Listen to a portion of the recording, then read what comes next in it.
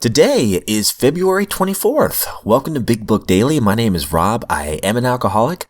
It is a thrill, honor, and joy to be here with you today as we journey through the Big Book of Alcoholics Anonymous and the 12 Steps and 12 Traditions. Today we're going to continue our journey through Dr. Bob's Nightmare, reading pages 175 through 177. And we're also going to journey through Step 7, the bottom of page 73 to the top of page 74. So with all that, my friends, hope you're staying warm this morning. It is a whopping 70 degrees where I'm from, but this cup of coffee is certainly helping. Anyways, let's get to the good stuff. All right, so if you recall from yesterday, we can see that Dr. Bob's malady is getting even worse. As a matter of fact, one of the last paragraphs we read on the bottom of page 174 said, "By this time, I was beginning to pay very dearly physically and, in hope of relief, voluntarily incarcerated myself at least a dozen times in one of the local sanitariums." Things are not going so well for Dr. Bob here. And we're going to pick up right on the next paragraph on 175. "Finally, my father had to send a doctor out from my hometown who managed to get me back there in some way, and I was in bed about 2 months before I could venture out of the house. I stayed about town a couple of months more, and then returned home to resume my practice. I think I must have been thoroughly scared by what had happened, or by the doctor, or probably both, so that I did not touch a drink again until the country went dry. I knew everyone would buy a few bottles or cases of liquor as their excuses permitted, and that it would be soon gone. Therefore, it would make no great difference, even if I should do some drinking. At that time, I was not aware of the almost unlimited supply the government made it possible for us doctors to obtain. Neither had I any knowledge of the bootlegger who soon appeared on the horizon. I drank with moderation at first, but it took me only a relatively short time to drift back into old habits, which had wound up so disastrously before. During the next few years, I developed two distinct phobias. One was the fear of not sleeping, and the other was the fear of running out of liquor. Not being a man of means, I knew that if I did not stay sober enough to earn money, I would run out of liquor. Most of the time, therefore, I did not take the morning drink which I craved so badly, but instead would fill up on large doses of sedatives to quiet the jitters, which distressed me terribly. Occasionally, I would yield to the morning craving, but if I did, it would be only a few hours before I would be quite unfit for work. This would lessen my chances of smuggling some home that evening, which in turn would mean a night of futile tossing and turning in bed, followed by a morning of unbearable jitters. During the subsequent 15 years, I had sense enough never to go to the hospital if I had been drinking, and very seldom did I receive patients. I would sometimes hide out in the clubs of which I was a member, and had the habit at times of registering at a hotel under fictitious names. But my friends usually found me, and I would go home if they promised that I should not be scolded. If my wife was planning to go out in the afternoon, I would get a large supply of liquor and smuggle it home and hide it in the coal bin, the clothes chute, over door jambs, over beams in the cellar and cracks in the cellar tile. I also made use of old trunks and chests, the old can container, and even the ash container. The water tank in the toilet I never used, because that looked too easy. I found out later that my wife inspected it frequently. I used to put 8 or 12-ounce bottles of alcohol in a fur-lined glove and toss it onto the back airing porch when winter days got dark enough. My bootlegger had hidden alcohol at the back steps where I could get it in my convenience. Sometimes I would bring it in my pockets, but they were inspected, and that became too risky. I also used to put it up in 4-ounce bottles and stick several in my stocking tops. This worked out nicely until my wife and I went to see Wallace Beery and Tugboat Annie, after which the pant leg and stocking racket were out. I will not take space to relate all of my hospital sanitarium experiences. During all this time, we became more or less ostracized by our friends. We could not be invited out because I would surely get tight, and my wife dared not invite people in for the same reason. My phobia for sleeplessness demanded that I get drunk every night. But in order to get more liquor for the next night, I had to stay sober during the day, at least up to 4 o'clock. This routine went on with few interruptions for 17 years. It was really a horrible nightmare.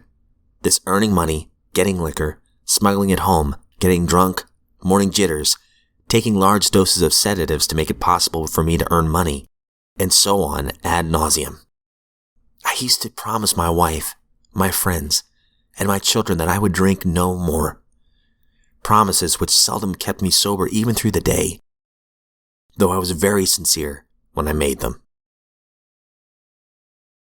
Alright guys, we're going to stop there on another dark note for poor Dr. Bob here. But my friends, we know that there's some hope coming up, so hang on to that. Alright, we'll jump right into the 12 and 12. So in the 12 and 12, we're on step 7. Humbly asked him to remove our shortcomings.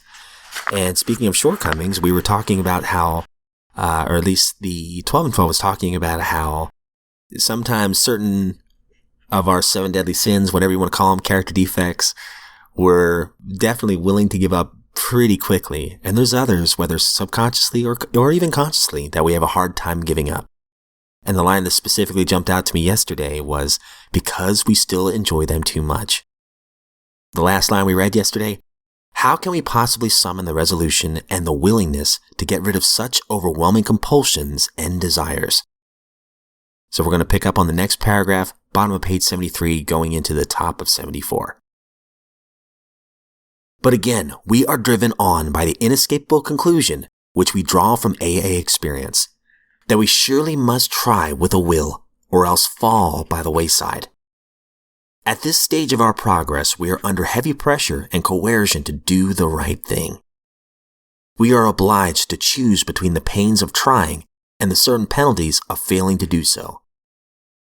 These initial steps along the road are taken grudgingly, yet we do take them. We may still have no very high opinion of humility as a desirable personal virtue, but we do recognize it as a necessary aid to our survival.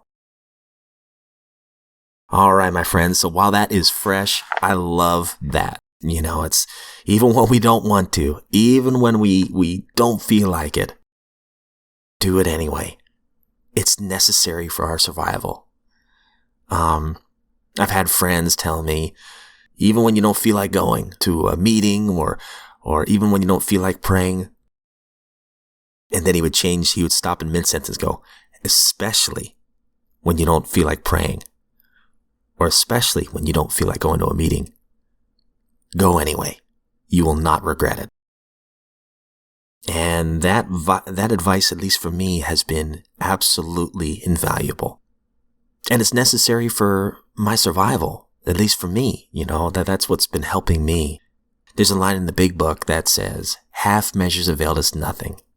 For me, I have to do my part, and sometimes I have to do things begrudgingly. I don't really want to do it, and then when I do it, I feel better afterwards. There's been times where I didn't want to go to a meeting, or there's been times where I didn't want to pray, or I didn't want to call somebody and help somebody else. I just wanted to be left alone or whatever. And there have been times where I listened to my lazy self and I didn't do it.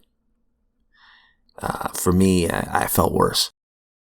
However, there were also times where I didn't want to do it and I did it anyway. Almost 100% of the time, I can't think of a time it didn't work. But by reaching out or going to a meeting or praying, I felt better. It helped me. So I think it really is necessary for my survival to just keep trudging, to keep going, to walk with a purpose. And you know, we see in Dr. Bob's situation, things are getting so much worse. The poor guy is smuggling things into the house. I remember doing that, hiding things, thinking that we had our wives deceived. I remember my wife confronting me. I was on my way home from work one day, and she found one of my spots. I had a desk in the garage, and I had a bottom drawer that was really long. And when you pulled it all the way out, that's where I would keep some of my stash. And my wife was very patient. She didn't confront me with a lot of aggression or anything like that. She was concerned. And, of course, I tried every excuse to downplay it, but she had caught me. And in hindsight, I would ask her, you know, in sobriety, did you know every time I was drunk? Or could you tell? And she just kind of grinned. She's like, yeah. I mean, thankfully you weren't a violent drunk, but, she knew. A lot of times I thought I was deceiving so many people, and I wasn't. The only person I was deceiving was myself.